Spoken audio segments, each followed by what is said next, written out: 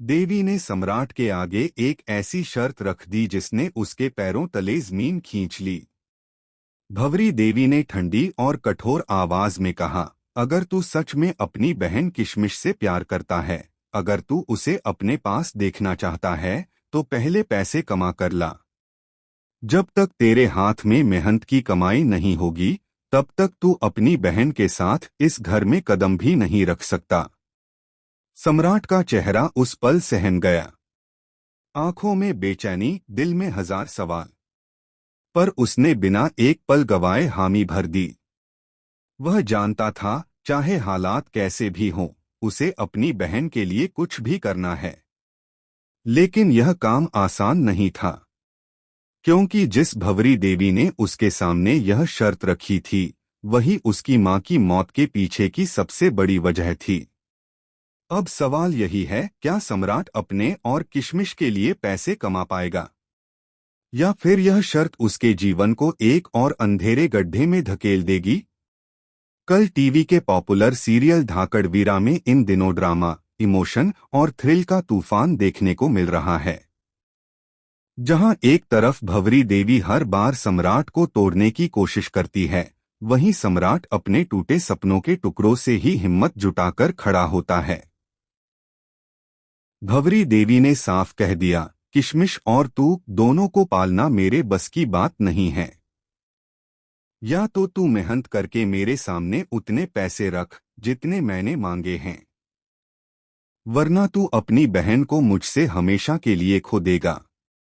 यह सुनकर सम्राट की आत्मा कांप गई। उसकी आंखों में मां की मौत की तस्वीरें घूमने लगीं।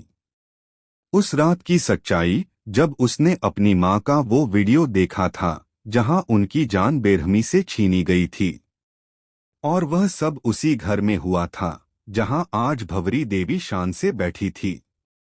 क्या सम्राट इतनी आसानी से यह सब भूल जाएगा? क्या वह भंवरी देवी को माफ कर देगा, सिर्फ अपनी बहन को पाने के लिए? लेकिन भाई का दिल किसी भी दर्द से बड़ा होता है। सम्राट ने ठान लिया कि चाहे आंधी आए, तूफान आए, चाहे दुनिया उसके खिलाफ खड़ी हो जाए, वह किशमिश को अपने पास रखेगा। अब देखने वाली बात यह है कि सम्राट पैसे कमाने के लिए कहां जाएगा और किस रास्ते पर कदम रखेगा। क्या वह किसी जगह नौकरी करेगा? क्या उसकी टीचर, जो हमेशा उसके लिए एक उम्मीद की किरण रही है, इस बार भी उसका साथ देगी?